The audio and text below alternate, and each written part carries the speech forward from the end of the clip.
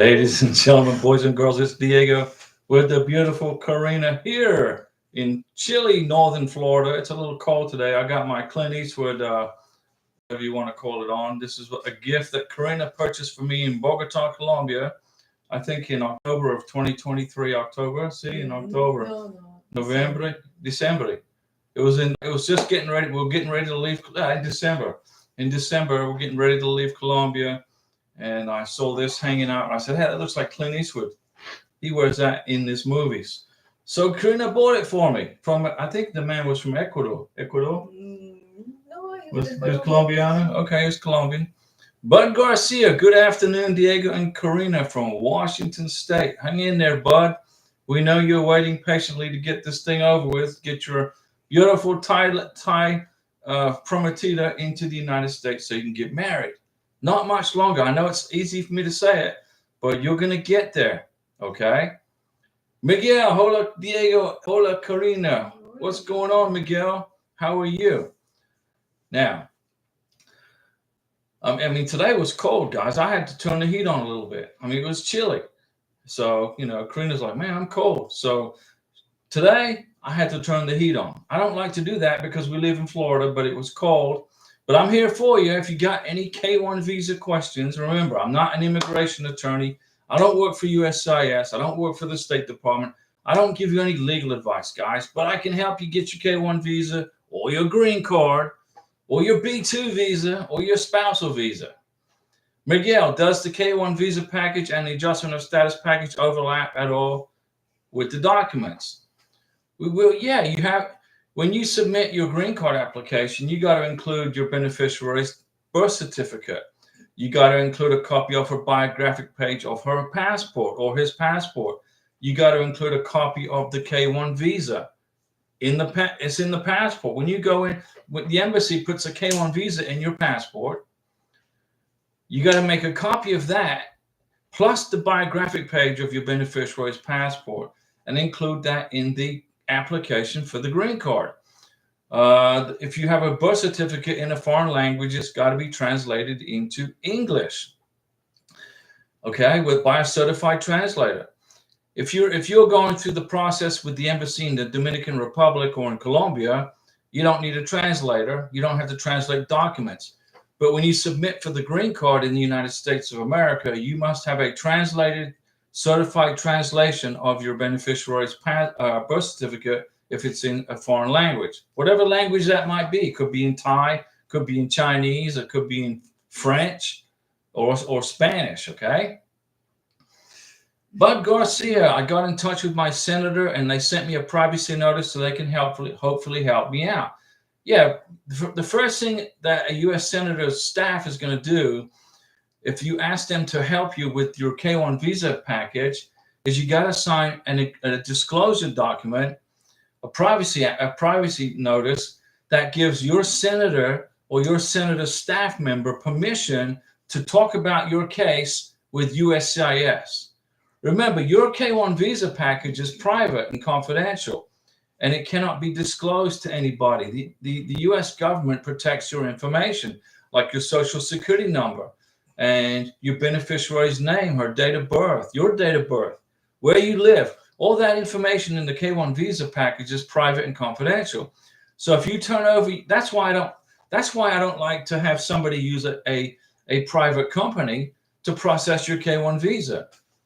You're gonna hand over all your beneficiary, future wife's information, and all your information to some stranger that started a company helping you with K-1 visas. I mean, that's why you should do your K-1 visa package on your own. That's why you should submit your green card application on your own. That's why your spousal visa, you should process it on your own. But sometimes you're going to need the help of your congressman or your senator because you're just getting totally blockaded. You feel like you're totally blocked. You can't get any advancement on your case. So your U.S. senator's staff member is going to ask you to sign a privacy notice to give them permission to talk about your case with USCIS. Okay, that's all you're doing. Benny Yao, hello Diego. I'm currently in Ivory Coast to pick up my fiance. Congratulations, you're flying back and forth. That's good. Keep those boarding passes. Keep your hotel receipts and whatever, because you can use that for the green card application. When you file for your beneficiary's green card, well, she files for it, but you can help her with it. Make sure you include in your green card application those boarding passes that you made of all your trips, so that they can see, hey, look, Benny Yao accompanied his prometida to the United States from the Ivory Coast or whatever country. And then you said you're heading to the embassy on Tuesday to pick up her passport. That's good news. And you expect to fly back to the United States on Wednesday, February 21st. Well, that's just right around the corner. Thanks again, Benny Yao. Benny Yao says, thanks again. Well, we were glad to help you, Benny Yao. And we're happy for you, okay? We're very happy for you. I know it was a stressful experience. It's not a fun thing to do, to go through a K-1 visa because of the time. And then you got an RFE on something that you fixed. You fixed it right away. Then you got your NOA-2 letter. And then we did a live stream, and you were at the airport at JFK in Queens in New York City, and you jumped on the live stream right before you flew to the Ivory Coast a couple of months ago. So we're happy to hear the good news that you're going to soon have your beautiful bride-to-be in America. That's good. Bud Garcia, I hope they can help me out because my NOA-2 will expire in 3 days. No, your NOA-2 doesn't expire, Bud Garcia. Your NOA-2 doesn't expire because you have maintained contact with the National Visa Center. You sent inquiries to the National Visa Center. You sent inquiries to USCIS. That inquiry automatically extends your NOA-2 letter. So you got to relax on your NOA-2 letter. It's not going to expire as long as you maintain contact and communication with immigration. Immigration, understand, it takes longer than 4 months to get from on your NOA-2 letter. They know that it takes longer than 4 months to get this done, wrapped up, and get your beneficiary her K-1 visa or his K-1. It takes longer than 4 months. So they will extend the NOA-2 letter just so long as you stay in touch with immigration. Francois Livingston, good evening, Diego and Karina from all the way up in snowy and cold upstate New York. So it's snowing now, Francois. I knew it was going to start eventually because I think last week you said it was not snowing. But now it's snowing, and that's why we live in Florida. Because I like snow, okay? Don't get me wrong. I love snow. But I like to look at snow. I will Google snow on my iPhone. Oh, look how pretty the snow is. And then I look out the window, and there's palm trees, okay? But I don't, I was in Staten Island. I was in Staten Island in 1982, living with my aunt. She worked in the World Trade Center. And I woke up one morning and I was snowed in. I said, hey, my aunt couldn't go to work. She worked in the World Trade Center. I said, hey, I got to get you out. I got to get you unblocked from all this snow. So I climbed out of her second-story window, jumped down on the sidewalk and cleared the snow. And then after I cleared her snow, I said, can you please drive me to JFK? She goes, that's John F. Kennedy International Airport. She goes, okay, why? I said, I'm flying to Florida. I'm done with snow. She goes, serious? I said, yeah, I've already packed my bags. I'm flying to Florida. I'm going to Florida. And that's what I did. And that was in 1982. The blizzard of 82. I don't know if you remember that. The blizzard of 82. Let me see. Hannah Leah. My fiance gave up on getting married 15 days before the ceremony. Now what do I do? My fiance gave up on getting married 15 days before the ceremony. Now what do I do? Well, do I need to cancel the K-1 in process? I'm going back to my country this week. I am so sad. So you came to the United States and then you decided not to get married. Well, you got to go. If you decide not to get married, then you got to go back to your home country or else you'll get a letter of deportation. You got 90 days on that K-1.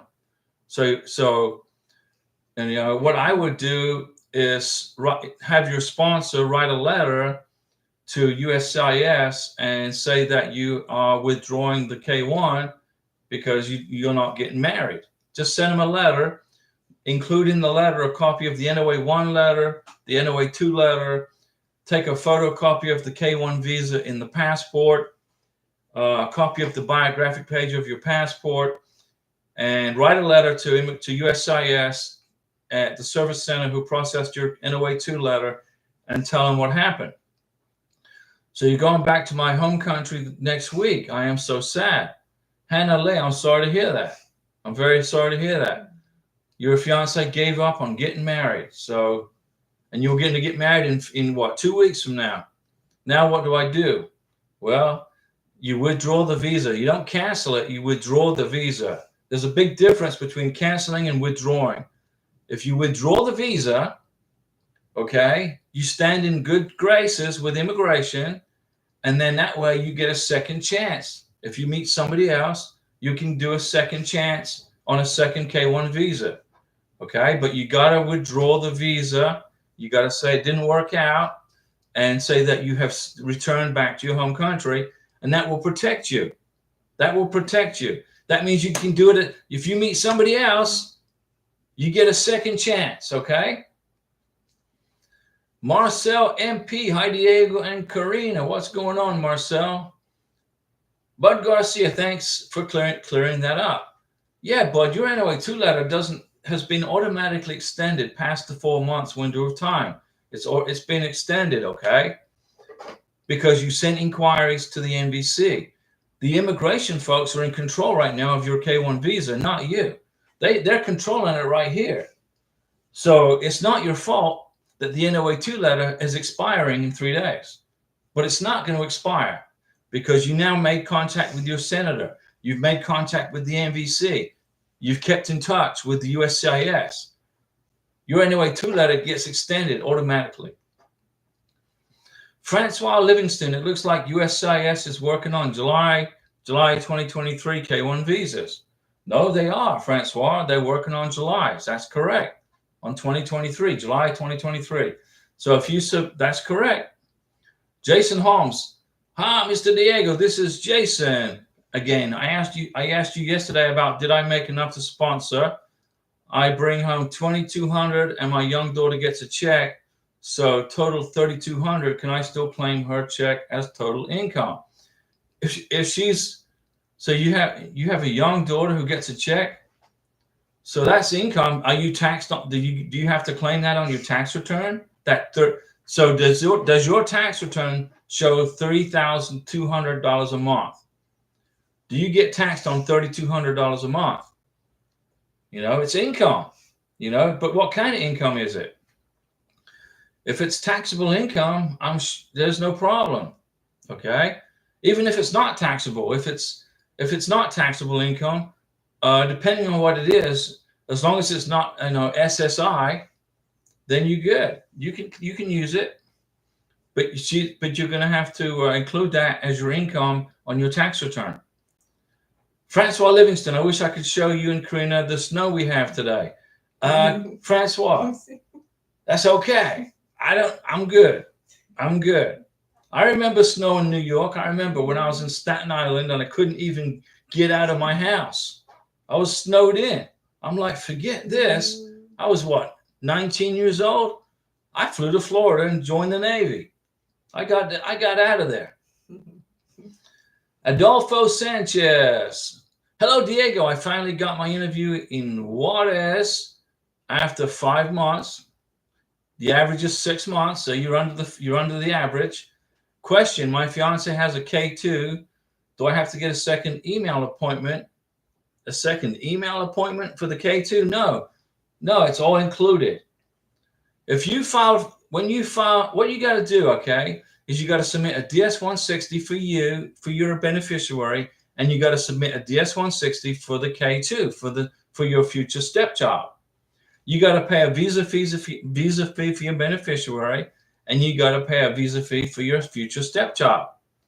The K2 is a derivative of the K1. When you filled out the I-129F, okay, you included the child on the I-129F as a family member, so that's a derivative K2. So you make one visa interview for your beneficiary, and you bring the child to the visa interview because it's all wrapped up as a bundle. Okay. I wish Sheba was online. She's trying to get, she's in the same, she asked me the same thing. I investigated it for her. I think she's in going to be interviewed in Kenya, but she had the same question. So you create one interview for your beneficiary. Okay. You do one interview. You submit 2 DS-160s. You pay two visa fees, and the child will bring the passport, the birth certificate, and if the child is over 16, police certificates. All right. So Adolfo, you only schedule one visa interview, but you bring the K2 to that visa interview and get it done on the same day. Jacob Wisdom, good night, Diego and Karina from Jamaica. Waiting on my son's interview next month, and then we will travel to the United States. Good news. Fantastic. Larry Piercy said sorry to Hannah, and Hannah said thank you. Hannah, don't be a victim here, okay? It didn't work out. But if you do what I said, you have a second opportunity. You might meet somebody else who's not going to bail out on you. Okay, and be a coward. All right. So don't give up. Marcel MP, Diego, I saw in the USCIS website that after you submit the adjustment of status, they contact you to let you know where you get your fingerprints. They do. They send you a letter. When Karina files for her green card on February 29th, give it a couple of weeks. They will send us a letter to our house here in Florida, telling Karina you got biometrics in New Orleans, and we're going to spend. We get to go to New Orleans. Larry Pierce said they're skipping June for K1s. No, they're processing Junes too. June and July. Marcel MP, did you go after Karina's fingerprints before you got notified from USCIS? And if you did, can I do that? No, you can't.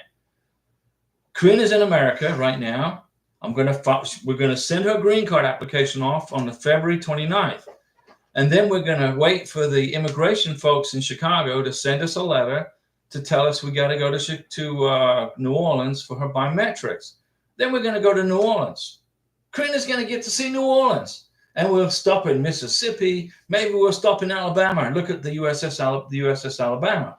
Big battleship there, a museum. I'll take her for a tour of the USS Alabama and eat some Cajun food.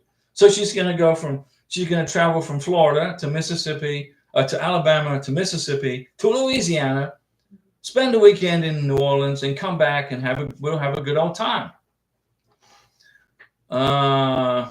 So you don't schedule the biometrics until you get permission to do that from the immigration in the United States on the green card. Momo Cole, Diego, I didn't receive the package 3 from the U.S. Embassy in Monrovia, but I recently saw an appointment date for March and scheduled my appointment. There you go. I like to see that proactive. Good job. As long as you know what you're doing, because the packet 3, packet 4 email is basically instructions on how to do this. Okay. In Colombia, you got to wait for the packet 3, packet 4 email.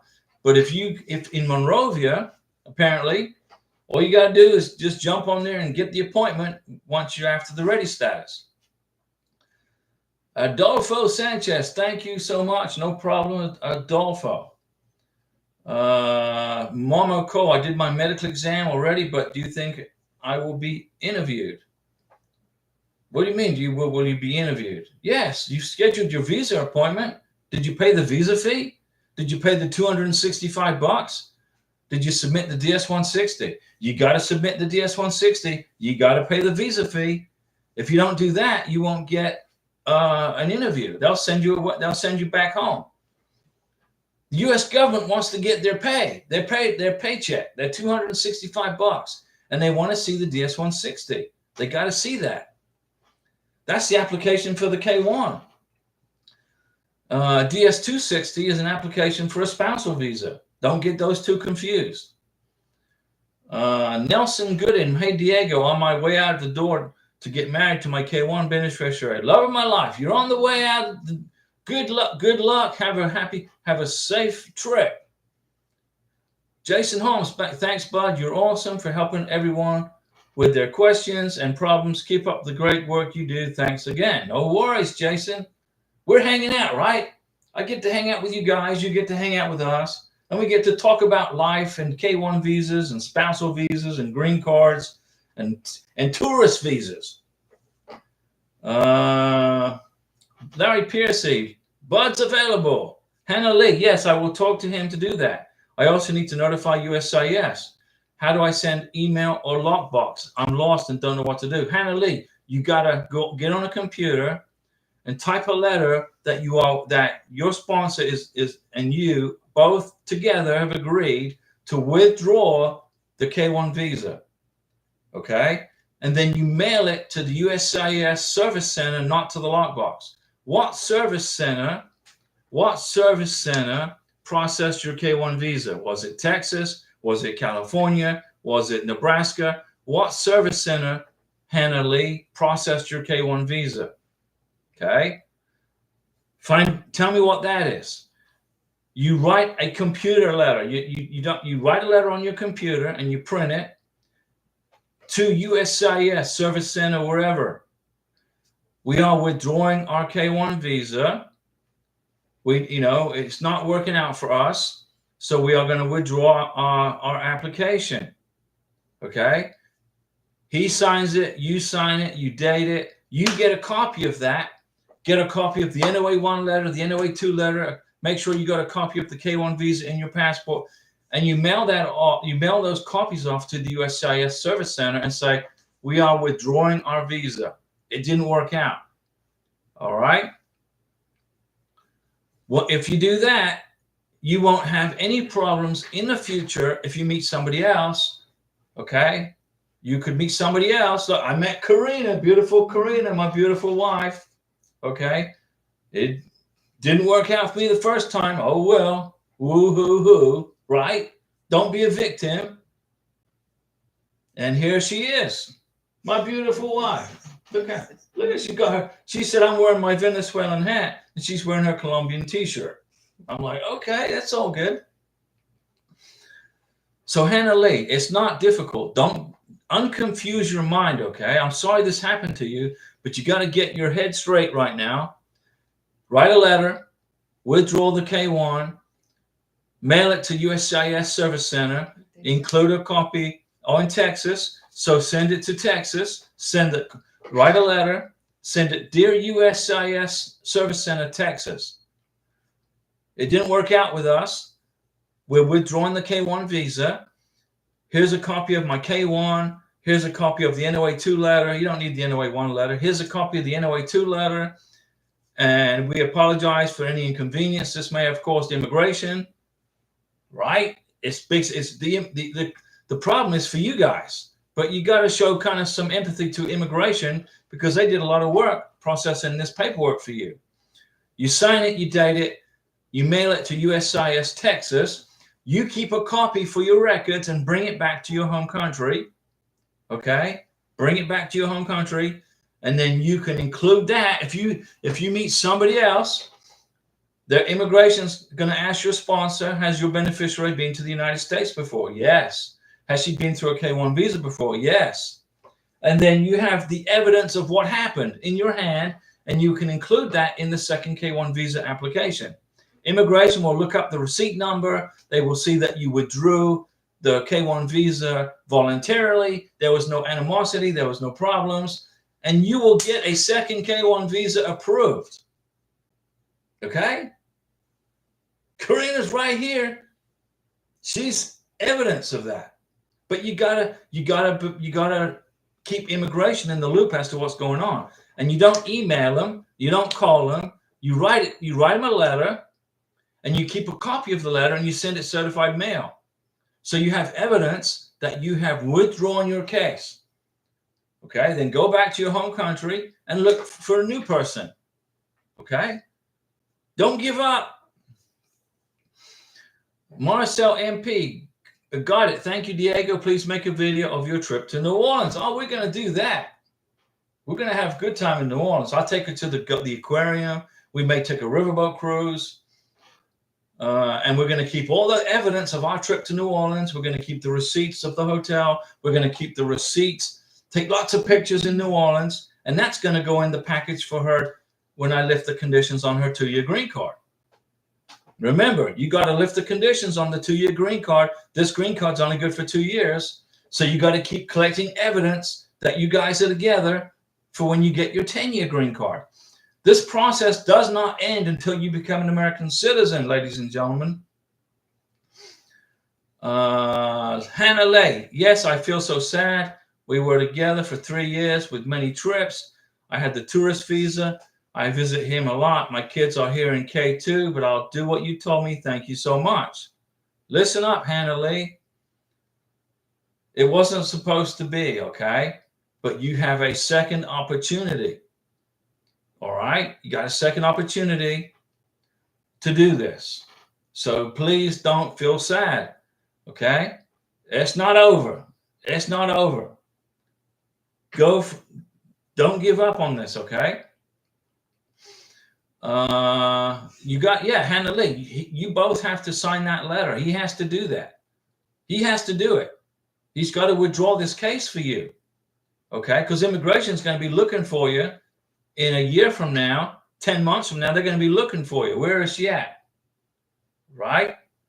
You got to withdraw your case voluntarily, explain in a letter what happened, and then you are clear with immigration. You've cleared up the immigration case with them. They'll go on their computer and say it didn't work out with Hannah, but hopefully, then they'll say you'll get a second chance.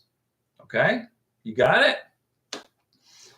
Badila Mike, hi Diego. What happens when an NOA2 letter gets expired? Well, as long as you've maintained contact with the National Visa Center and USCIS or the embassy, somehow you sent an inquiry to the NVC, you emailed USCIS, your NOA2 letter gets automatically extended. Immigration, understand it takes longer than 4 months to get through this process.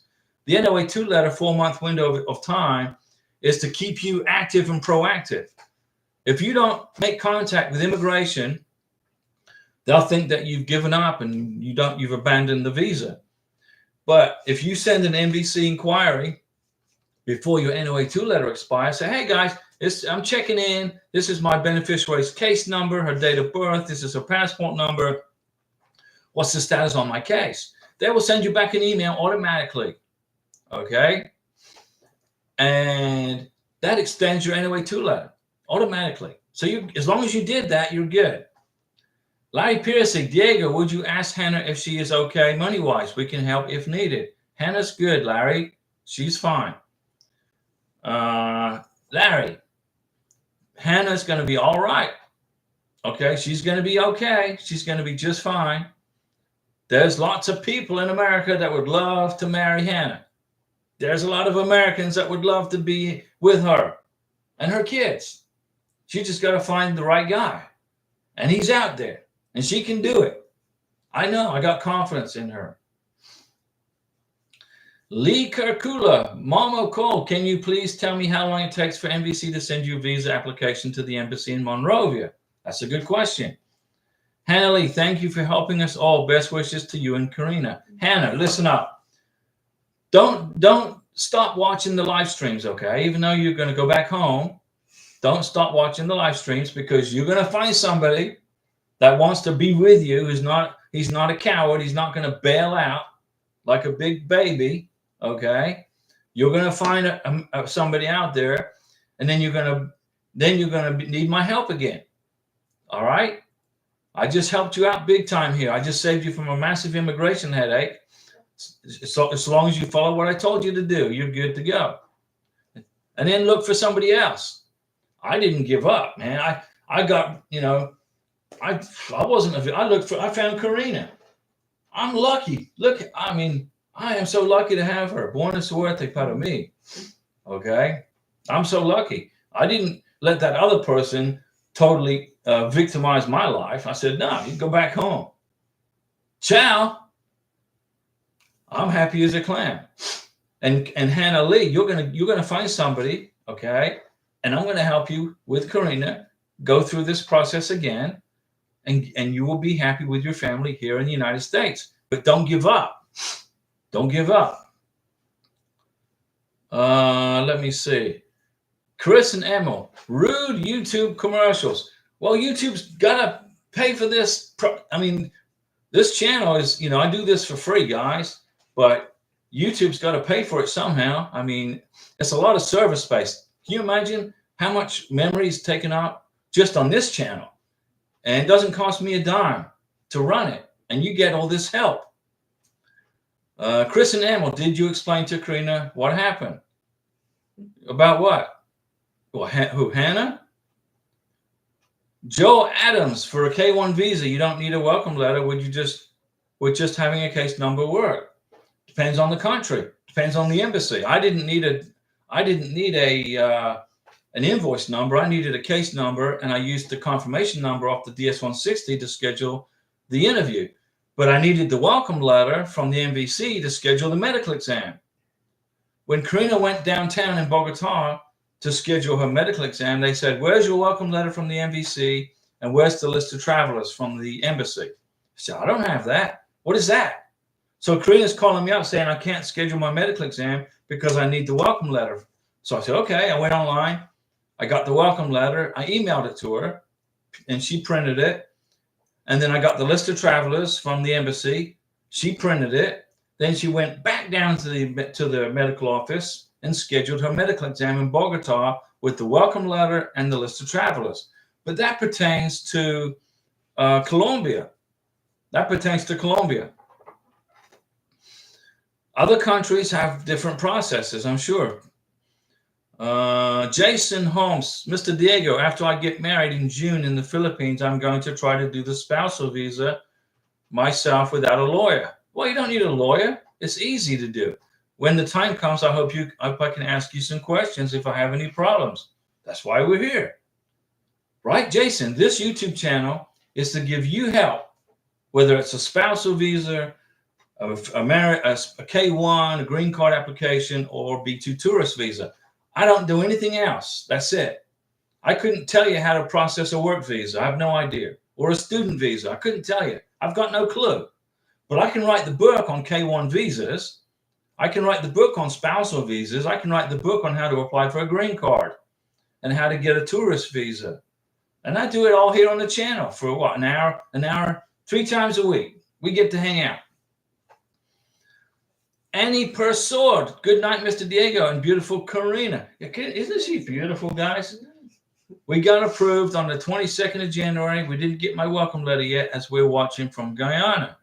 And you're watching us from Guyana, next to Guyana, yeah, in South America. You got to watch your neighbor there. Your neighbor in Venezuela is being a pain. They think they own Guyana, okay? And that's a shame. That's most unfortunate. But we're glad for you to get an opportunity to come and be in America. You'll get your MVC welcome letter. Let me see. Joel Adams for the embassy in the Philippines. That's Manila. Right, in Manila. Larry Piercy, Karina Diego's handy. Looks like he's happy as a clam. Karina fixed my desk. Okay? Karina has told me don't put anything together. Don't construct anything. Because I'm not very mechanically minded. When I was in Colombia, I put a closet together. I bought a closet and I put it together, and the drawers wouldn't open properly. They wouldn't connect. And Karina's like, fix it. For 2 years, I couldn't fix it. And then I had this desk that I bought from Office Depot, 8 years ago, and I didn't put it together properly. The drawers didn't open properly. And then within 30 minutes, Karina fixed the whole thing. Now the drawers open and close smoothly. The door opens and closes. So she's told me I cannot touch anything. So if I buy anything else, she's going to put it together. I'm not going to touch it. Hannah Lee, my children are sad. They were at school. Oh, that's terrible. Now I'm organizing my trip and returning the wedding gifts, selling the dress. Separation is always difficult. I hope I can get my tourist visa again. Yeah, you can get a tourist visa again, Hannah. It's good for 10 years. A tourist visa is good for 10 years. What you got to do is you got to stop being the victim here. You got to get your head straight, go back home. And if you want to come back to the United States, okay, there's lots of guys here who would just love to be your husband. Okay, there's lots of people, good people here, okay, that would love to take care of you and your family. All right. This was not meant to be, but it doesn't mean you cannot come to the United States and get married to an American citizen. Again, you got two chances. Okay, you got two chances. So this one didn't work out, but the second one will. Okay, we'll help you through this. Karina and I will help you through this. I was in the same boat as you. Okay, I was in the same boat. It was horrible. It's not good at all. Okay, so I understand completely how you feel, and I'm going to help you. Karina's here for you. We're here for you. Your kids are in school. I understand that. It's disrupting your entire life. But there's somebody out there for you, whether it's in the United States or somewhere else, but there's somebody here for you. Don't give up. And yes, Hannah, you can get a tourist visa. Again, you can get another K1 visa. Definitely. Joel Adams, the Philippines embassy emailed, okay, to start process. No email stating welcome letter. Well, the email from the embassy is the welcome letter telling you to get started. Any pursuer. I emailed them and they sent me a case number. I don't know what to do next. How long before I have to wait? You got a case number? Okay. Has the embassy contacted you? Have you emailed the embassy? Did you email the embassy? Have you got ready status? Do you have in transit on your K1 visa? Where's your K1 visa? Where is it at? Is it in transit to the embassy in a plane, in an airplane? Where is it at? Chris Samuel, you can only apply for a K1 visa one time in a 2 years period. That's for the sponsor, and only 2 times total. You can go more than 2 times with a waiver. So if you can go 3 times, but you got to get a waiver from USCIS, and they have to give you permission. If you're on your second K1 visa, you don't have to get a waiver, and you're considered as a multiple filer if it's the sponsor. But for the beneficiary can meet somebody else, and that she's good to go.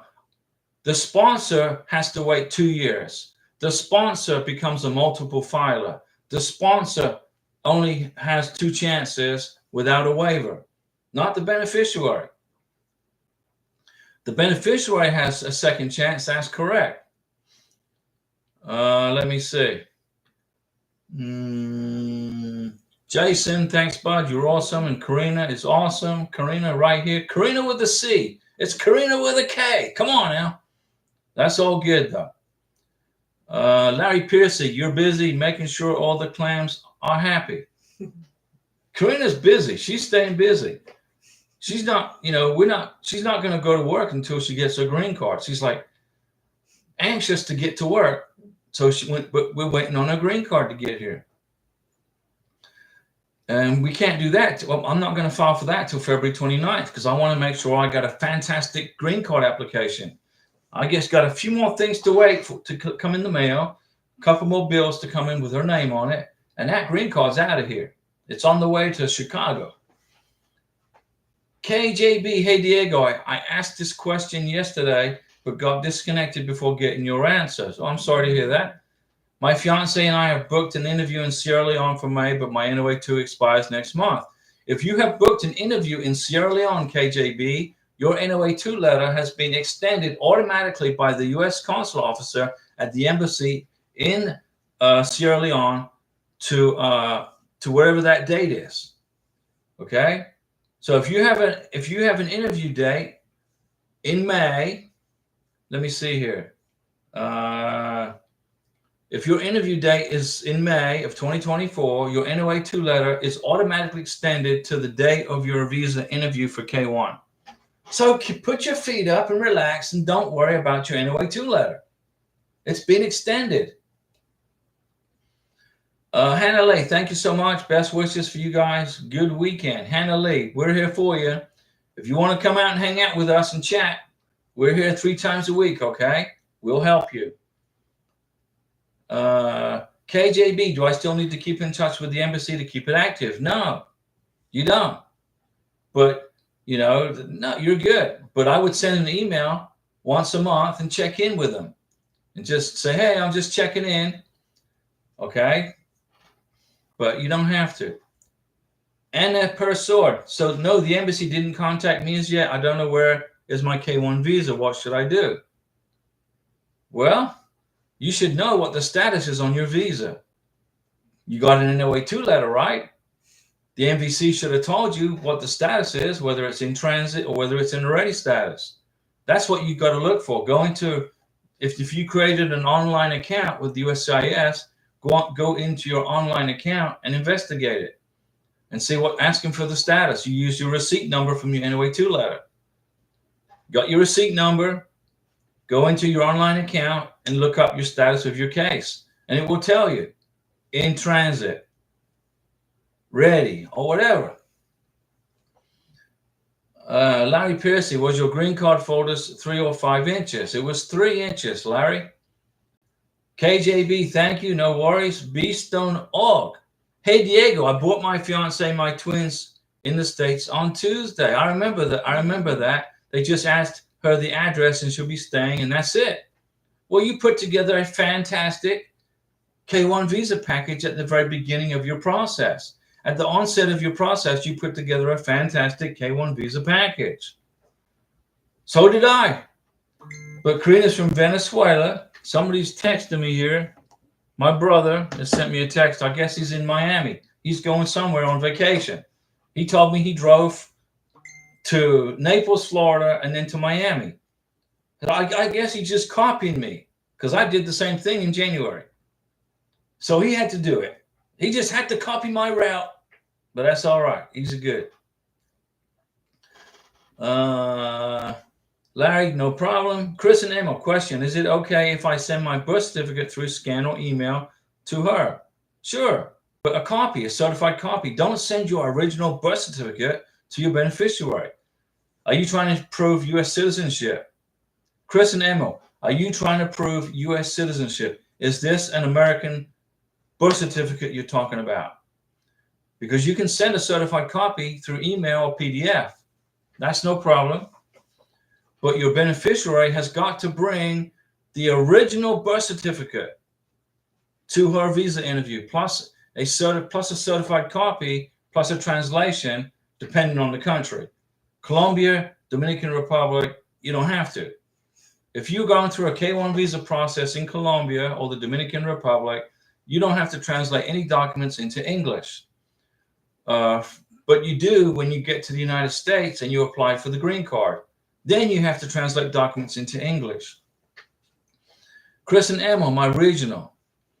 Yeah, don't you have a passport? Get a copy of your, send a blown up copy of your passport in color and email that to your beneficiary. That's U.S. citizenship, proof of U.S. citizenship. Annie Person, thank you for your advice. Good night. Happy weekend to you both. Well, it's today's what is KD? Saturday? Sabado? Today's Saturday. It's Saturday. Where did the week went by quickly.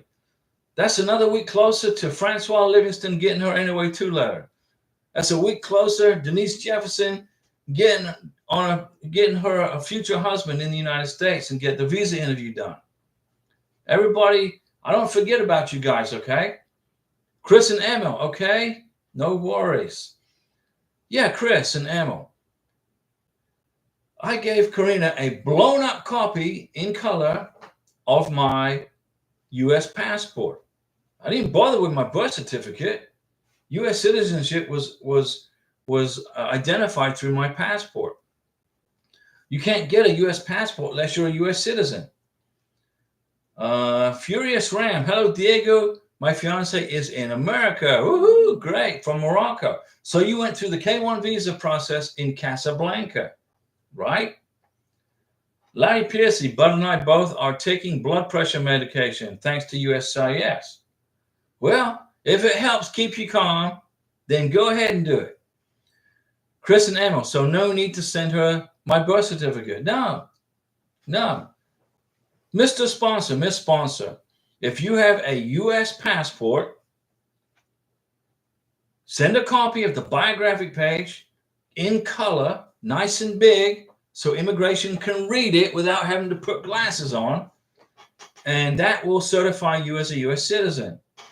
If you are a naturalized American, I also recommend you send a copy of your naturalization certificate along with the passport copy.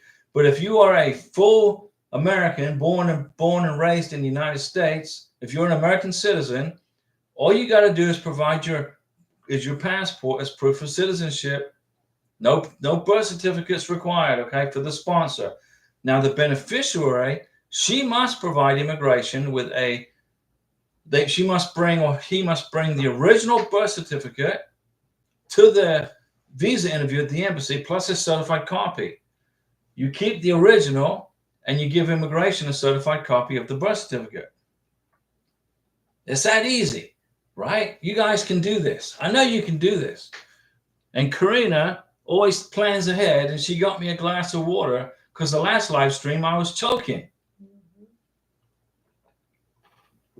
But thank you, Karina. Te amo muchísimo. Francois Livingston, Larry, why blood pressure meds? You need to relax and keep busy like Diego suggests. Relax, put your feet up. It does wonders to the soul and the mind, LOL. Larry, just relax. When you filed your K1 visa, Larry, you know that you are qualified for the benefit, right? Remember, this is a benefit. You qualified for the K1, right? Okay. So now you're just in a process. You just got to wait it out. B-Stone-Og. Now that she's in the United States, should I wait to get married and get her social security number or go get it before? Go get it. Go get her social security number. If you, as long as you got her passport, her K1 visa in the passport, and her I-94, go on, get the form I-94 from the Border Patrol website, print that, print 5 copies of that, because you're going to need a bunch of copies of the I-94. One for the green card application, one for the Social Security Administration, one for your records. Get 3 or 4 copies of it. And then have her carry one around with her in her purse. Bring your I-94 on your passport and your K1, and you can get your Social Security card. But it's only good for 90 days. Okay? So if you do that, you want to get the green card application done within 90 days before the I-94 expires. Okay? So that way you keep your Social Security card active. Let me see here. Chris and Emo and Fiance Financial Support Edition have been released, which is what form? I-134. That's a Declaration of Financial Support. What other form do I need to send?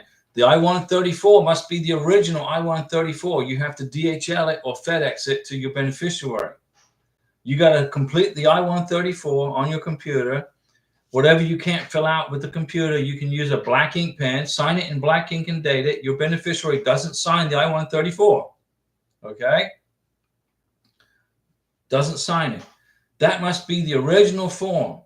Okay? And let's see here. Now, Larry, I can't. Let me see here. Joel Adams, embassy doesn't care if she has a thyroid problem. Just if she has a if it's a communicable disease, that's a problem. If it's a thyroid problem, you can get it treated in the United States, right? It's not going to hurt anybody else. It's just unfortunate that it's for your beneficiary, but it's not going to be communicated to anybody else. It's not communicable. So she's good. And Larry, let me see here. I can't do that. I can't have you posting stuff on here about, what you posted. YouTube don't like that, and it hurts me. So what other forms do you need? Your 1040s, your tax transcripts, your W-2s, 1099s if you're self-employed. 12 months worth of bank statements, and a letter from your boss saying where you work and where and how much money you make. Chris and Emma, Furious Ram, where can I get the I-94? Go into this YouTube channel and Google Diego Ross I-94, and it will tell you. There's a video. I made a video how to do it. I made a video on how to get the I-94. Google in the channel somewhere Diego Ross I-94, and you will find the video. Watch the video, and you'll know how to get it. Chris and Emma, I have a printer and a scanner. Will it work for me to send it to her about my passport? Yeah. The passport can be a copy, a certified copy. The passport you can send as a copy. The I-134, no, you cannot. The birth certificate of your beneficiary must be original. Police certificates from your beneficiary must be original. Letters of intent to get married must be original, signed in wet ink. Let me see. AK-47 hotshot. Is it necessary to change your last name after you get married? No, it's not necessary. I translated it from Spanish to English. AK-47 hotshot. ¿Qué necesitas para cambiar su apellido después? No, it's not necessary. But Karina wants to take. She wants my last name. ¿Qué necesita? Yeah. Certificado de matrimonio. Yeah, she wants my last name. Certificado de matrimonio. It's correct. You don't have to. But you don't have to. But it makes it easier in the future when you apply for U.S. citizenship. Badia Mike, hi Diego. We are waiting for MVC welcome letter for a month now. How long will we wait before contacting that? I would wait another 2 months. It takes about 2 to 3 months to get the welcome letter. And some folks are waiting 4 months. It took 4 months for us to get our welcome letter. Chris and Emil, she was saying I need a regional copy of NOA 1 and NOA 2. Regionals. What is a regional copy of an NOA 1 and an NOA 2? What the heck is that? What is a regional copy? I have no clue what that is. Just make a copy and scan it to her, PDF it. Caleb Hertu, Diego, amigo, what's going on, Caleb? Joe Adams, are 1099s matter, or is it just optional? A 1099 is a form you get if you are self-employed. Okay, I work for a broker. I'm a real estate agent. If I sell a house, I get a 1099 because basically I'm a contractor for the broker. If you are self-employed, you get a 1099. If you work for somebody, let's suppose you work for the government or you work for somebody, you work for a company, they'll give you a W-2. On the W-2, it's going to say how much money you made in a year and how much FICA tax they took out and how much federal tax they took out. On a 1099, that doesn't happen. You get on the 1099, it just tells you how much money you made in the year. You know, if you made $50,000 in a year, you sell a house or 4 houses or whatever, you get the total income on the 1099. There's no FICA tax taken out. There's no nothing taken out. No federal tax. That's up to you to file that. Let me see here. Caleb, her too. Hey, Diego, how do biometrics work? Well, there's a machine, and you put your fingers on it, and they take your fingerprints, and then there's a camera, and they take your picture. That's how it works. But the process is you do biometrics in your beneficiary's home country. For your beneficiary, she will take her passport, or he will take her passport with a DS-160 printed and put in the passport. You know, you tuck it in the page. You bring the DS-160 confirmation page and the passport to the biometrics, wherever that is. In Colombia, it was in Bogota. In the United States, it will be in New Orleans. But we don't need to bring the DS-160 to the biometrics in New Orleans because she already passed that part of the test. Karina's going to just go for her biometrics on a regular interview, a regular appointment. Let me see here. Francois Livingston, Diego, how do you get a certified copy of a passport? Well, you go in front of a notary. You blow up a big picture You get a blow-up big picture of your passport in color. You go in front of a notary and say, can you certify this as an original copy? They'll certify it as an original copy. Okay? You can do it in front of a notary. It's not as silly, it's how you do it. Bring your passport to the notary. The notary is going to want to see the passport. Larry Piercy, have you made a video on the I-485 yet? I did. It's 30 minutes long. If you want to sit for 30 minutes and watch a video on how to fill out the I-485, I spent all day making it for you and everybody else. It's out there. Just look for it. It's probably, if you go into the, if you don't have to be a subscriber to watch the videos, but if you are a subscriber, it makes it easier for you to find the videos. Okay. And Karina wrote something to me. Okay, she's not. Let me see here. Caleb, when to get them, or do you need them for K1? Yeah, you got to have biometrics for K1.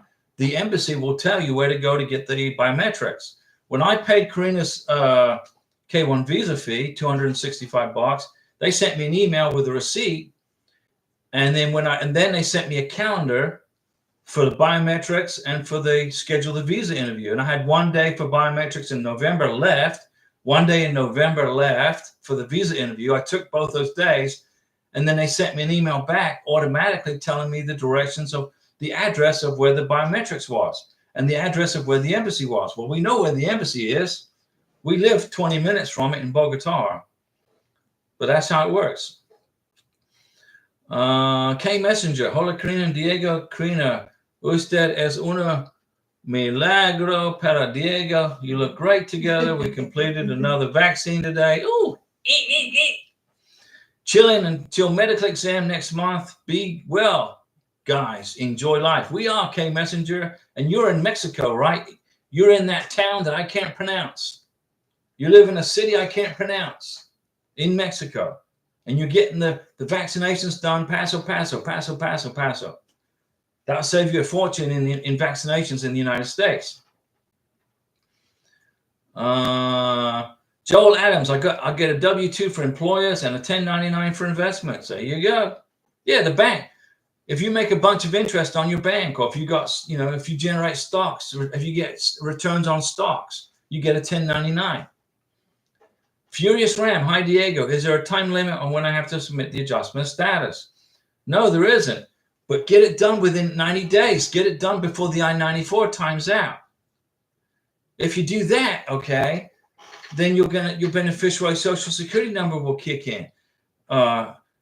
You'll get the green card a lot quicker. Okay. Let me see. AK-47 Hotshot. I'm sorry. What documents is necessary to change the last name for the wife on the K1 after the K1? When you fill out USCIS form I-485, the adjustment of status, Karina, gracias. Karina translated the question for me, but I already know what I can read Spanish. But Karina is always one step ahead of me, and she's always helping me. She's my right-hand woman. Okay? When you fill out the I-485, you're going to put your new wife's first name, last name, which will be your last name. Then her first name and her middle name. Then underneath that on the I-485, you're going to put your new wife's maiden name, first name, and middle name. So there's two places on the I-485 when you adjust status for green card. The first spot is Karina Ross and her middle name. The second spot was Karina and her maiden name and her middle name. Your beneficiary, your new wife's green card will come in with when Karina gets her green card, it will be with my last name. Karina will have my last name on her green card. So when she goes to get her driver's test, her driver's license will be with my last name. They'll look at her green card and they'll see her last name is my last name. So you change the last name. If you want to change your last name, Miss Beneficiary, to your husband's last name, you do it when you file the green card, when you file for the green card on the I-485. And I made a video about it so you guys can watch the video. Chris and Emil. And I'll send her the I-134 certified copy and passport. Not a copy. The I-134 is not a copy. It's the original. There's no certification on an I-134. It's the original form. You go into the computer, you go into uscis.gov/forms. Okay. You download the I-134 on your computer, you fill it out, you sign it and date it. Whatever you can't fill out on the computer, you fill out with pen, black ink, and then you send that original form to your beneficiary. I didn't do that. I got on a plane. I filled out the I-134 here on the computer. I signed it and dated it. I put it in my suitcase, my carry-on, actually, not my suitcase. I carried my carry-on. I flew to Bogota, Colombia. I said, hey, Karina, here's your I-134. Here are my tax returns. Here's the letter from my boss. Here are my bank statements for 12 months. Here is my pay stubs for 6 months. And I gave it to her personally. If you can't do that, send it DHL. Okay? Let's see here. You got that, right? You understand that, guys? Let me see. Francois Livingston, I get it now. Thank you. No problem, Francois. I'm giving you guys all these. I'm giving you all these handed up, right? I'm pulling you over the finish line to these K1s and your green cards and your spousal visas and tourists too. Caleb, have you heard that newly filed K1 cases are getting anyway 2 and 6 months now? 6 and 7 months. 7 months. July, August, September, October, December. 6 and 7 months. That's correct. Larry Piercy, okay, I will check. I am a subscriber. Yeah, you know, I got so many people watching the channel, guys, that I had to make. I only can answer questions for folks who are subscribed to the channel. I mean, it's not because I don't want to answer questions from a million people. I just can't do it. I don't have the time. I just no time in a live stream to do that. So if you are subscribed to the channel, you can ask me questions. If you're not subscribed to the channel, that's fine, no problem. You can watch the video and learn from the video from the people who asked the questions. Let me see here. Francois Livingston, you are blessed beyond belief. Diego, Karina is a gem. Now, diamonds. Francois, where do diamonds come from? Where do diamonds come from? A diamond starts out as a tree, right? It falls into the mud. And then under pressure over millions of years, it turns into coal or carbon. And then after millions of years after that, under intense pressure, the coal becomes a diamond. All right? Correct? So, a diamond is created from immense pressure over time. Think of a diamond as a K1 visa, as a green card, as a spousal visa. You get it under pressure over time. So it's treated like a diamond, right? So just for all those folks out there that who don't understand what a diamond is made of, a diamond is made of carbon, CO2, carbon. It's a carbon based, and human beings are carbon. We are carbon based also. So and trees need carbon. Trees need CO2 to convert it into oxygen so we can breathe. So CO2 is required for trees to convert to oxygen. But that's enough on carbon. Caleb, can Karina tell us what question they asked her at the interview? Yeah, we made a video about it. We made a video of all the questions that Karina was asked at her K1 visa interview in Bogota, Colombia. But I can go over them briefly with you. Okay? She was asked, how many trips did I make to Colombia to visit her? She said 4 times, but it was actually 5 because it was on my 5th trip. They asked her, what job do I have? Well, I said, I'm a real estate agent. They asked her, have I ever been to prison? She said, no, he's never been to prison. And that's a stupid question because they've got my FBI printout right next to him on the computer there, which says I got a speeding ticket in New Mexico 25 years ago. That's all. They asked her, did they know? Did she know that I was married to a foreign national in the past? She goes, yeah. They asked her where was she from? Well, she said from Colombia. They said, okay, check. So they said, they asked her, has she been to the United States before? She said, no, I've never been to America before. They asked her, have you ever applied for a K-1 visa before or a tourist visa? She said, well, I just told you I've never been to America. So no, I've never applied for a K-1, or I've never been the recipient of a K-1, and I've never applied for a B-2 tourist visa. They asked her, which countries have you lived in? She said, Venezuela and Colombia. They said, have you lived in any other countries? She's like, seriously, I just told you I have lived in Venezuela and Colombia. That's it. They said, okay. And there was other questions. They asked her if I have a brother. Yeah, I got a brother. They asked Karina, do I have a brother? She goes, yeah, I have a brother. What's his name? Boom. She told her, where does he live? She said, well, he lives here in Florida. They're like, wow, they were amazed that she got those ones. And they asked her 11 questions. And she's like, what else you got? You know, then they asked her this question. How did our relationship develop? Well, we've been together for what? Almost 3 years. And we got all this evidence of 3 years worth of evidence.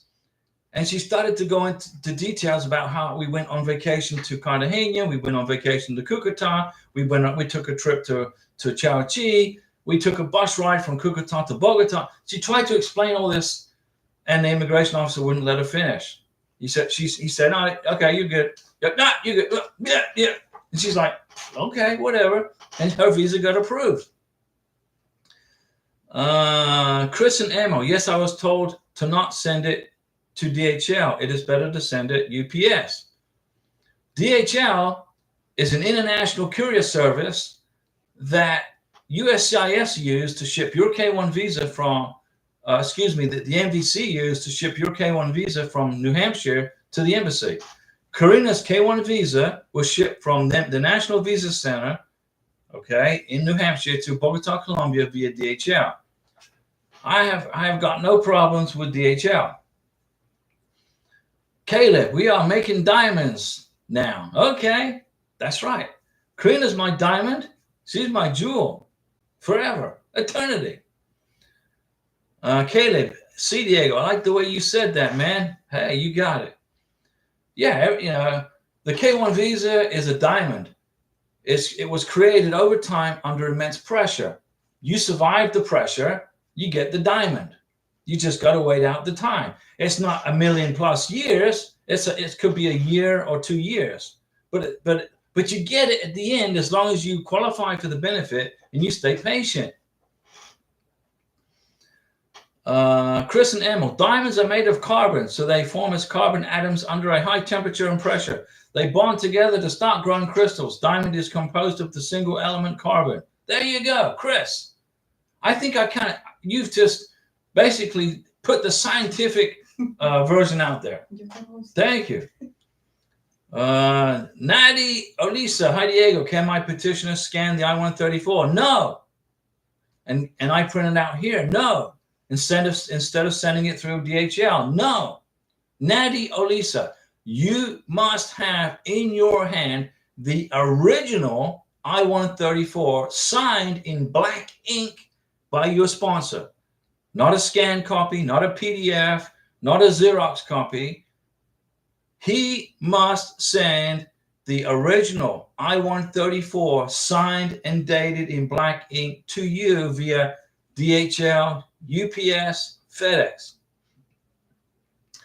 The embassy will have a very hard time. If you read the instructions for the I-134, it says the embassy officer might consider a copy depending on the circumstances. If you don't have good circumstances, you will have a 221G hold put on your K-1 until you get the original I-134. So you cannot send a scanned copy. Okay? You got it? Furious Ram, is there anything my fiance can do? I know he cannot work, but he can do trade school to get a certificate. What, in the United States? You can go to a trade school. I don't see why not. VCAS Vade, I'm hurt and I'm in pain. My fiance got sick. He's from California and I'm from India. I need help from the US government or someone who can tell me the embassy to make our life so much worse. So your fiance got sick and he's in California. How is that affecting your K-1 visa process? How is that affecting your visa process? I don't understand. You know, if your beneficiary, your sponsor can file for a K-1 visa as long as you've met each other face to face. Have you met each other face to face within 2 years? You got to do that. You got to do that before you file the K-1. Let me see here.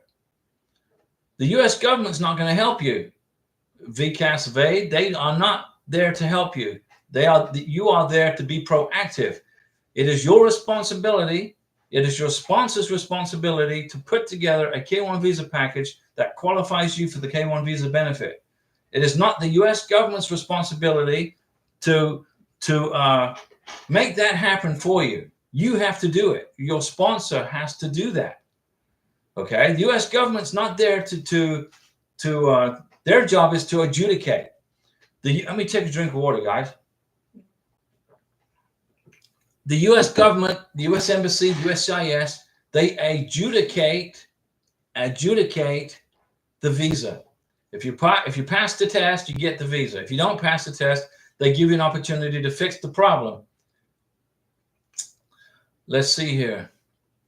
Larry Piercy, grab your wallet, Natty. Joel Adams, there is original I-134 original needed for the embassy. For every embassy in the world. They want to see the original I-134 unless the embassy officer gives your beneficiary an exemption or a waiver for circumstances beyond his or her control, which is pretty much limited, right? Caleb, I think I'm going to get an RFE because I didn't put a date and places names on the photos. So I'm getting the response ready now. You'll get an RFE. Denise Jefferson, hello, Diego and Karina. Denise, what's going on? Our appointment is on 3/12/2024. Okay, March 12th. My beneficiary wants me to call right the embassy to confirm receipt of his medical to avoid a 221G. Your thoughts? My beneficiary wants me to call or write the embassy to confirm receipt of his medical to avoid a 221G. Well, your beneficiary can do that in Nigeria. All he has to do is go to the doctor's office in wherever he got his medical exam done by a civil surgeon and say, hey, did you send my medical exam to the embassy?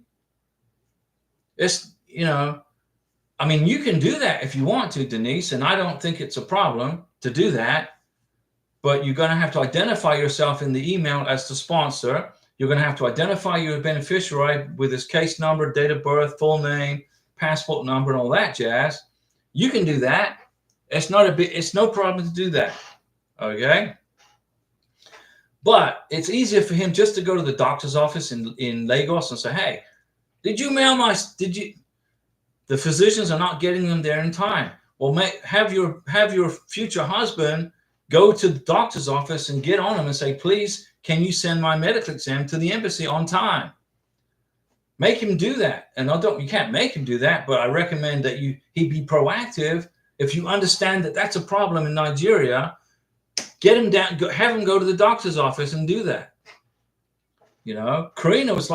Karina had to get an Interpol police certificate because they needed an Interpol. She was at the Interpol police station in Bogota once a week. Where's my police certificate? Where's my police certificate? She's on the phone to the colonel in charge of Interpol for Colombia. The general, the colonel who runs Interpol for the whole country. She's talking to him. I'm standing next to her. She's talking to the colonel. Where's my police certificate? That night she got her police certificate. They got sick of her going down there. Oh, it's Karina. We got to get her this police certificate. And she got it done. Be proactive. Let me see here.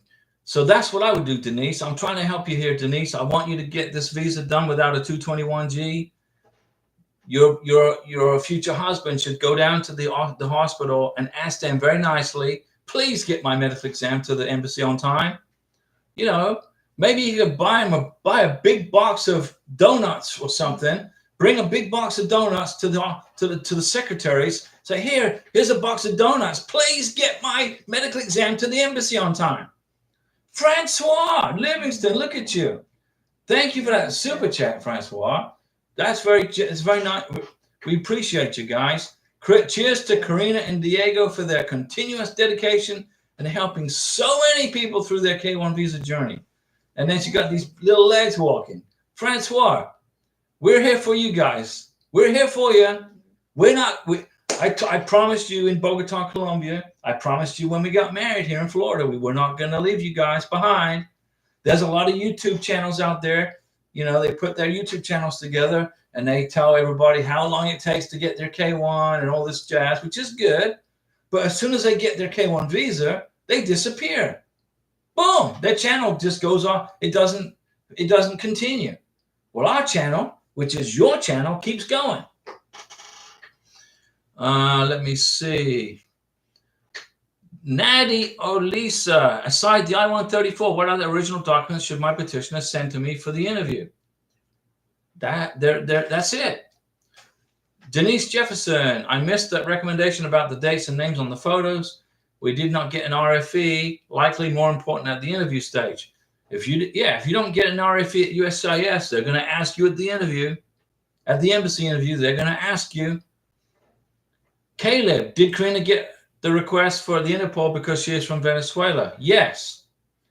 Karina is a Venezuelan citizen who was a legal resident of Colombia. She had a Colombian cedula and she has a cedula from Venezuela.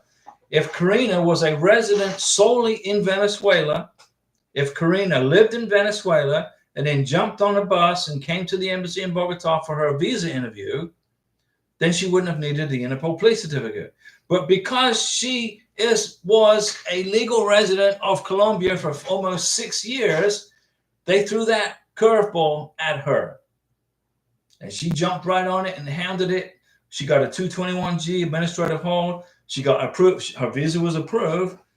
But she got in front of Interpol in Colombia, Bogota, and said, hey, I need this letter. My passport is in the embassy in the U.S. Embassy in Bogota. I can't leave the country without this Interpol police certificate. You know how it is, in the government, whether it's in Colombia or the United States, they're not the most proactive people on the planet, but Karina's proactive. And she got in their face once a week, and they knew who she was after the third week. And that night, she got her Interpol police certificate. She spoke to the colonel. I was right there next to her. She's talking to the man in charge of this Interpol for the whole country. They put her on the phone with him because everybody else had done talk to her. And she wanted to talk to the next person, then the next person, then the next person. Oh, I'm sorry, I didn't mean to block your face. And then that night she got it, 7 p.m. They were working overtime for Karina. 7 p.m. at night, Karina said, hey, I got an email from Interpol. I said, okay. She goes, oh, no, it's not the police certificate. And then she said, oh, wait a second. There's a PDF attached to it. I said, send it to me. Karina gave me the PDF, and I sent it to the embassy in Bogota and the U.S. Embassy in Bogota. And then 2 days later, she had her passport in her hand with her K1 visa. Let me see. VCAS evade. USCIS approved our K1 case, so you got an NOA2 letter. Our case got stuck because of the Indian embassy. The Indian embassy has absolutely nothing to do with your K1 visa. I tried to connect to them, but they aren't telling me anything. What can I do?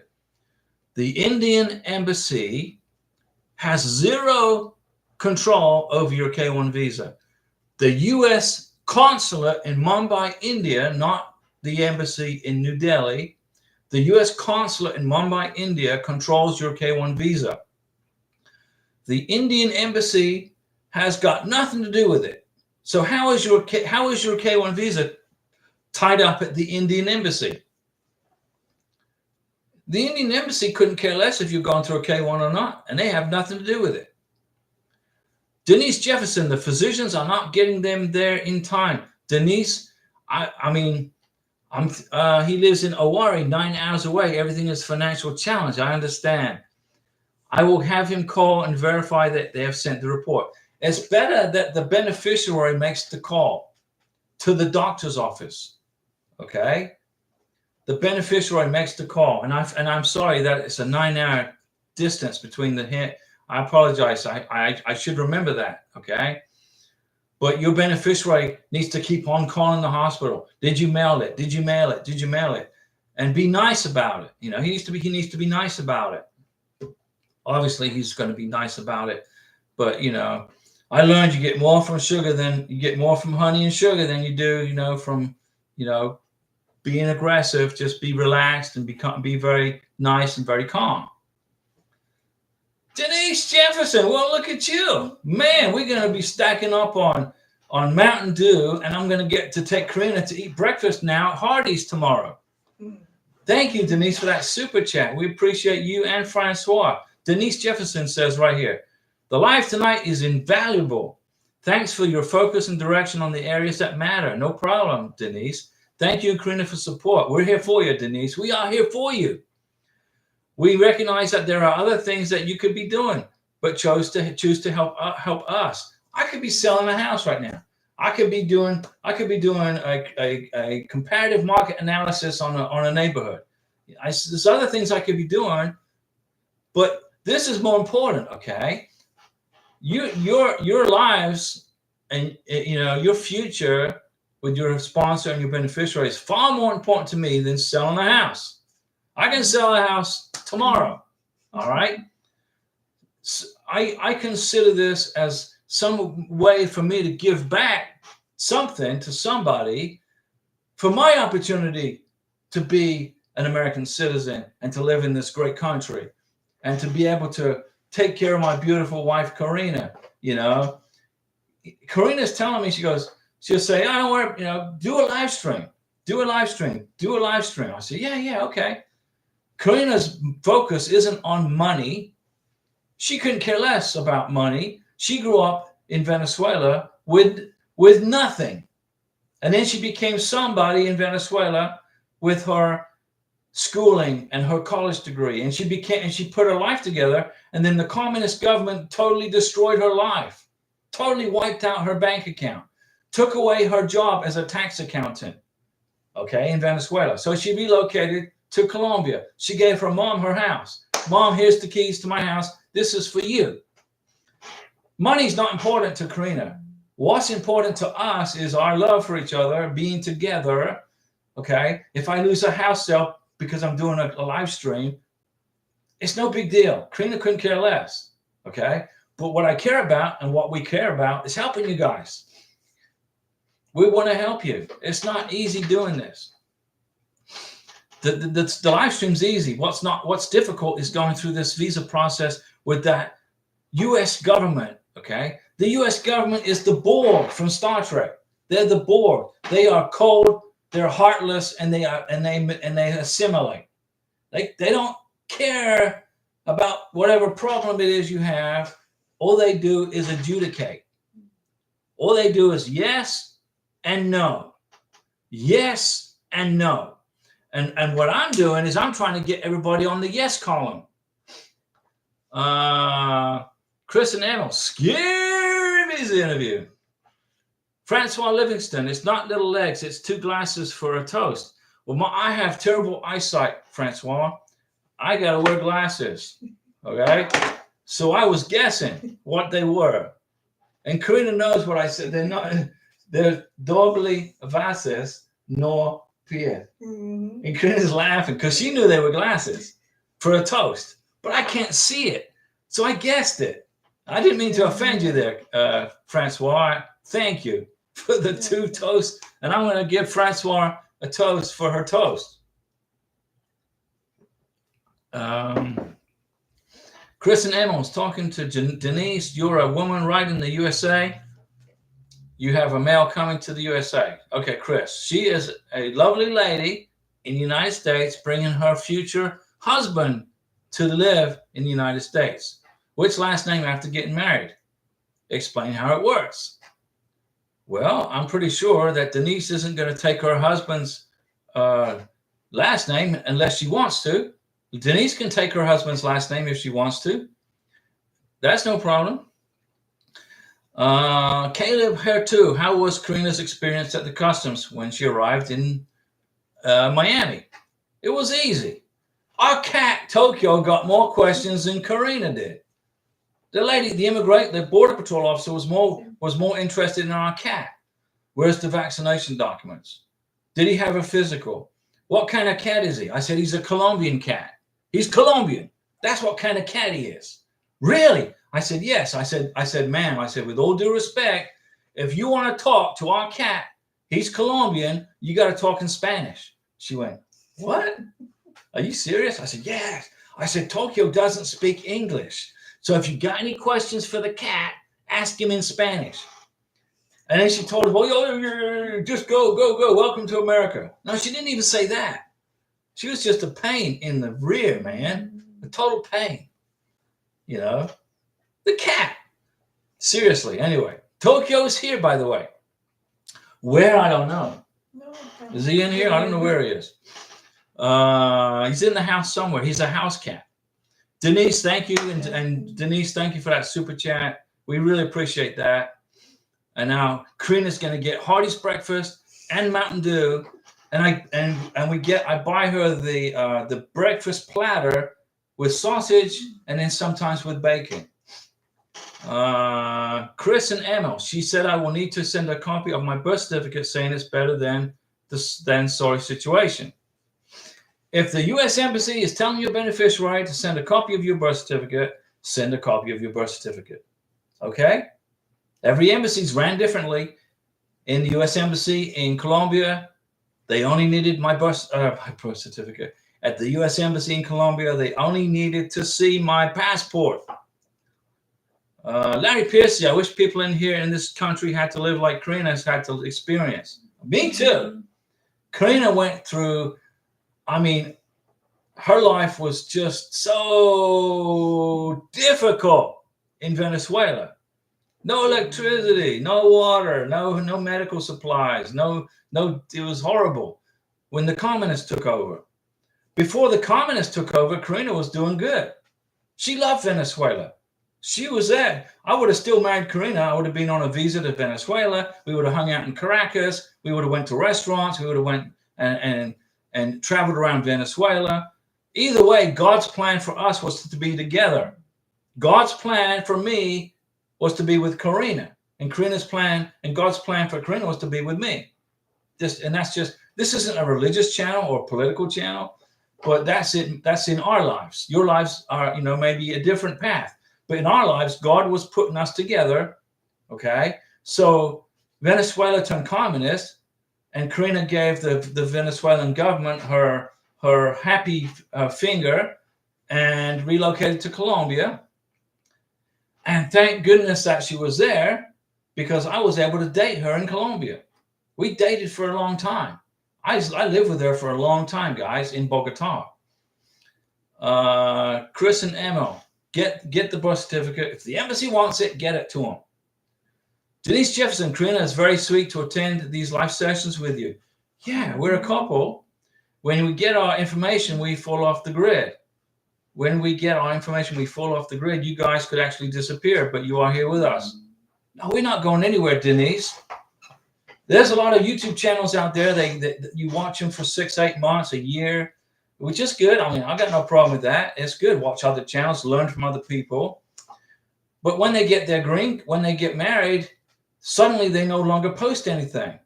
They disappear. They're like extraterrestrials. Like poof, they got evaporated, right? There was a YouTube channel I was watching where this guy was posting out time frames. And he said, okay, please contact your congressman and your senator, blah, blah, blah.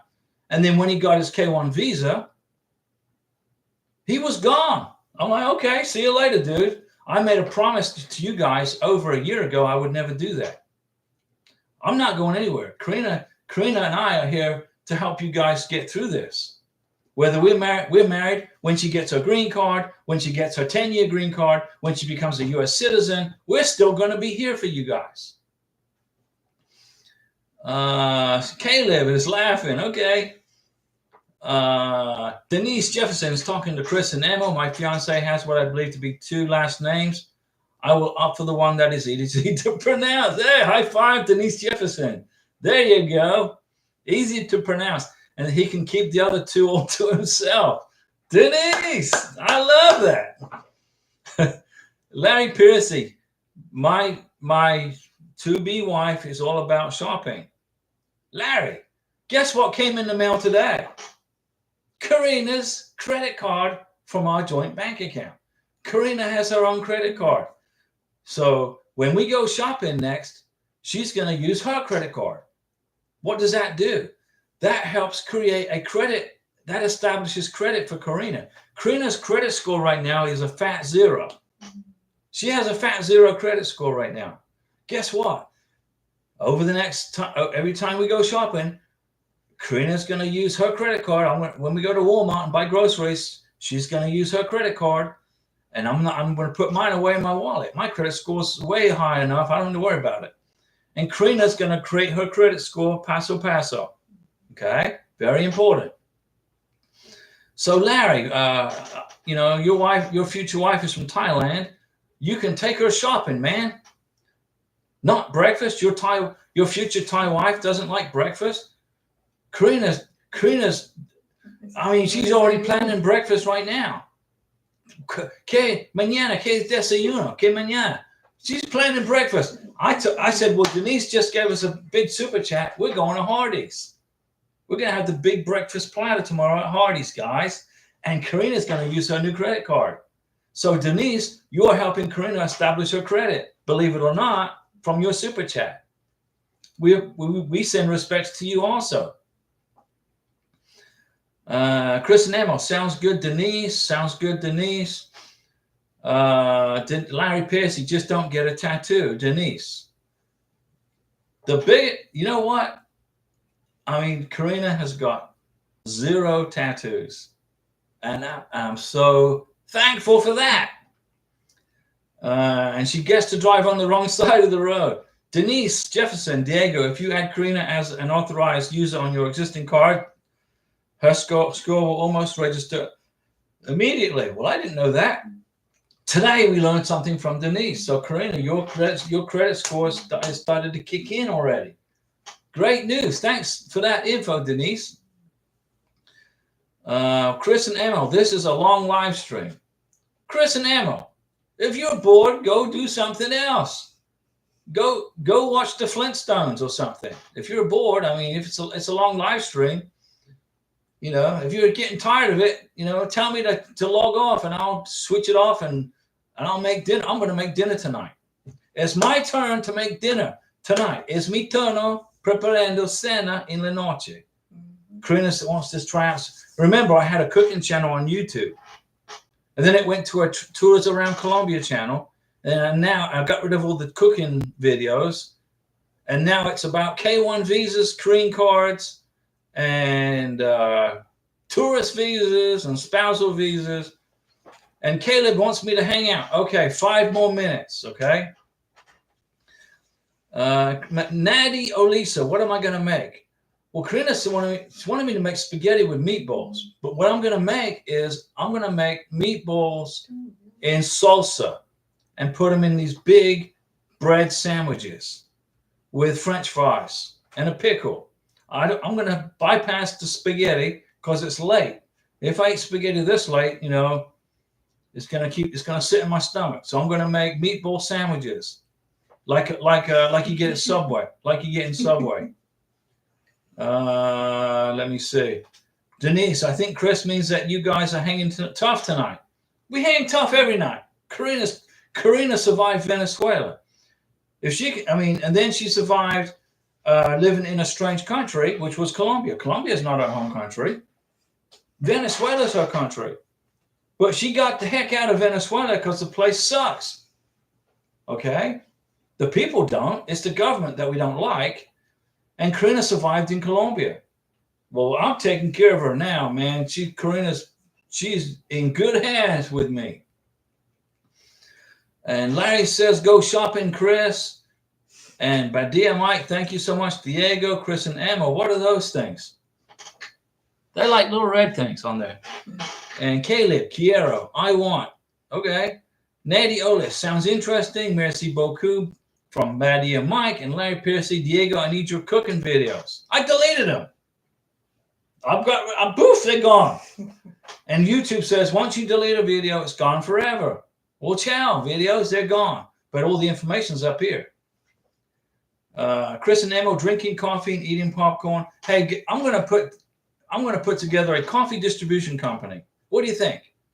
We made lots of friends in the coffee triangle in Colombia, and we met with the head honchos that control Juan Valdez in Bogota, and they said they'd love for me to start distributing coffee from Colombia. So I might put that little company together. What do you think? It's an idea, right?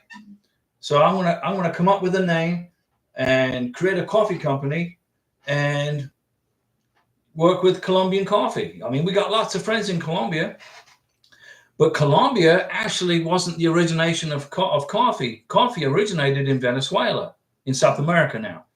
In Venezuela, coffee originated in the frontier town between Cucuta and Venezuela. That's where the priests and the Catholic priests from back, hundreds of years ago, they started selling the coffee beans that they had produced in Venezuela. They opened up a market into Cucuta, Colombia. They opened up the market, and then the market spread through Colombia, and the Venezuelans were making all kinds of money because they were fantastic capitalists.